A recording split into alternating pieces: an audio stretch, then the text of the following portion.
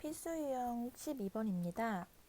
제한 조건이 있을 때에 순열의 수를 구하는 유형인데요. 이거는 이제 제한 조건들이 어떻게 주어지느냐에 따라서 다양한 풀이가 있는데 이제 크게 이렇게 세 가지로 나뉘어져 있어요.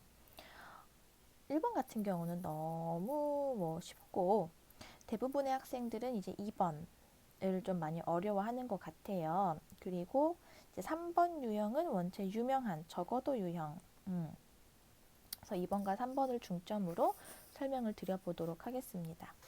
자, 먼저 1번 같은 경우에는요.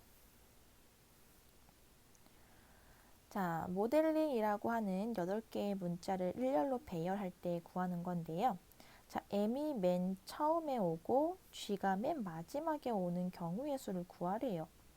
그럼 이미 이 M과 G는 고정이 되어 있는, 그러니까 위치가 고정이 되어 있는 문자이기 때문에 생각할 필요가 없어요. 어차피 얘네들은 이제 경우의 수가 딱 하나로만 정해져 있는 거기 때문에 얘네들은 그냥 론외로 제쳐두고 나머지 6개의 문자만 이 사이에서 일렬로 배열시키면 되는 거예요. 이해되시겠죠?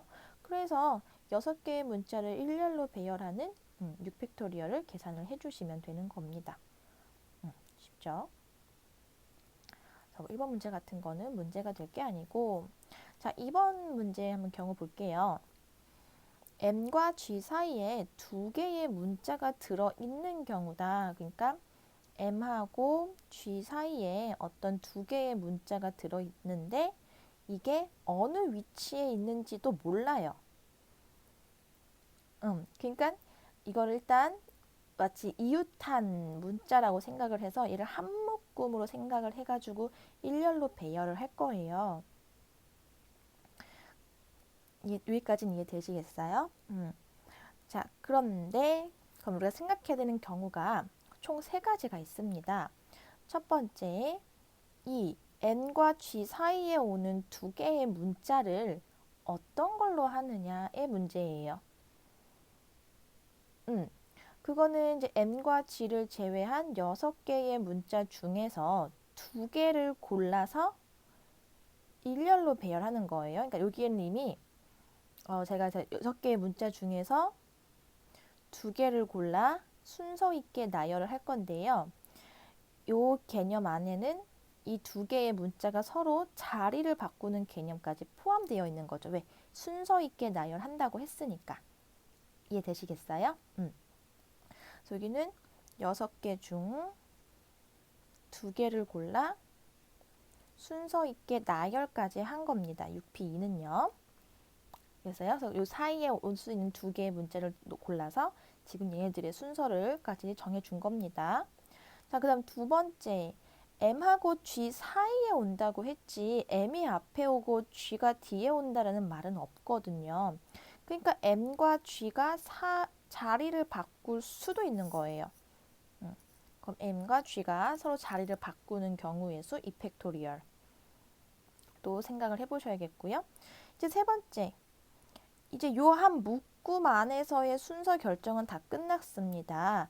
그러면 이제 요거를 한 묶음으로 생각을 해서 나머지 4개의 문자하고 이제 순서 자리를 바꾸는 경우의 수가 있겠죠. 그럼 그거는 이제 5팩토리얼 5개니까요. 이해되시겠습니까?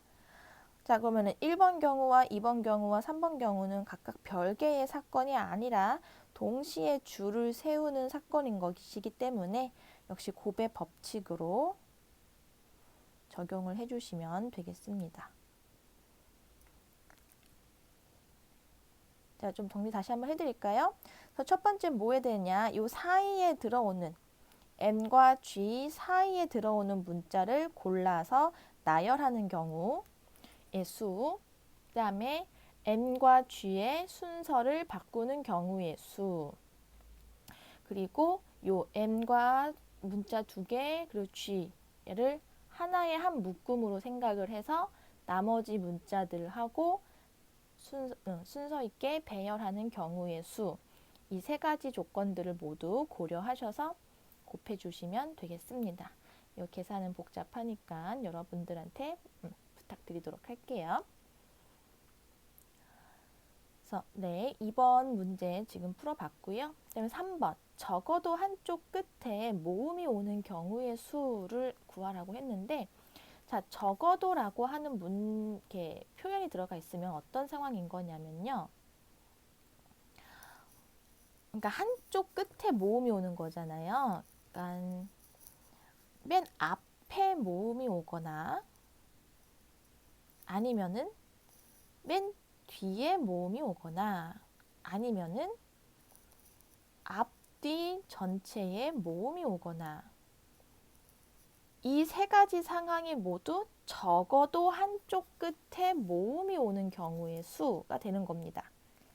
요거 이해되시겠어요? 자, 그러면은 이거를 각각 이 경우의 수, 이 경우의 수, 이 경우의 수를 각각 구해서 더하셔도 물론 답은 나와요. 물론 답은 나오는데 조금만 이제 생각을 해봐서 그러니까 요령을 피우는 거죠. 좀 더 쉽게 구할 수 있는 방법은 없을까? 이제 요령을 부려보자면 적어도 한쪽 끝에 모음이 오지 않는 경우, 즉 무슨 얘기냐면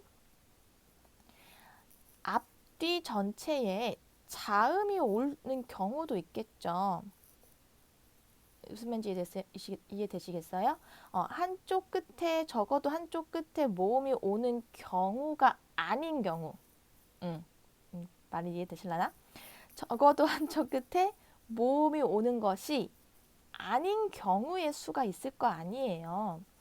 그러면은 이 경우의 수 하나만 구하고 전체 경우의 수를 구해서 얘를 빼는 거예요. 그러면은 전체 경우의 수 하나 구하고 요 양쪽 끝에 자음이 오는 경우의 수를 구해서 빼면은 총 이렇게 두 번만 구하면 되잖아요. 경우의 수 구하는 게. 그래서 이 세 번 구하는 것보다는 조금 더 쉽다라는 거죠.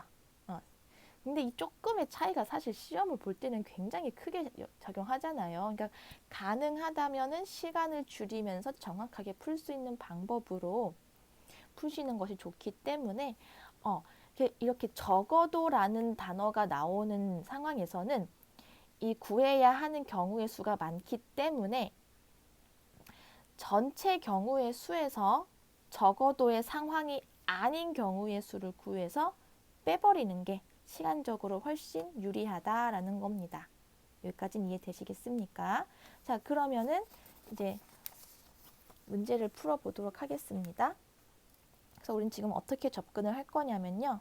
전체 경우의 수에서 양쪽 끝에 자음이 오는 경우의 수를 구해서 빼도록 하겠습니다. 그럼 전체 경우의 수는 뭐가 되는 거냐면은 8개의 문자를 일렬로 배열한다고 했기 때문에 8팩토리얼이 되는 거고요. 자, 양쪽 끝에 자음이 오는 경우입니다. 그럼 지금 자음이 몇 개인지 좀 세볼까요? 하나, 둘, 셋, 넷, 5개. 5개가 자음이네요. 자음이 5개예요. 그러면은 우선 양쪽 끝에 자음은 5개 중에 2개를 골라야겠죠. 그래서 5개 중에서 2개를 골라 양쪽 끝에 순서 있게 배열을 하고요. 이건 순서 있게 배열한 거라서 얘네 자리 바꾸는 경우까지 모두 고려가 된 겁니다. 그 다음에 이제 나머지 6개의 문자를 요 사이에다가 배열하는 거니까 6팩토리얼이 되겠죠. 그래서 이거를 계산해 주시면은 이제 양쪽 끝에 자음이 오는 경우의 수가 되는 거고요.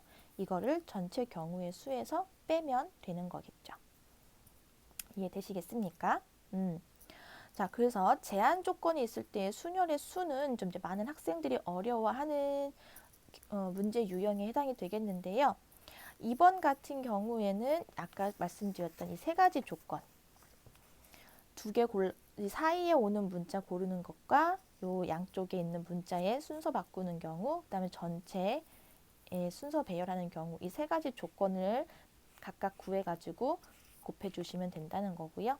3번 적어도라고 하는 단어가 들어가 있는 경우에는 적어도 이 조건에 해당하지 않는 경우, 그러니까 적어도의 반대 사건의 경우의 수를 구해서 빼주면은 훨씬 시간적으로 수월하게 구해 주실 수가 있겠습니다.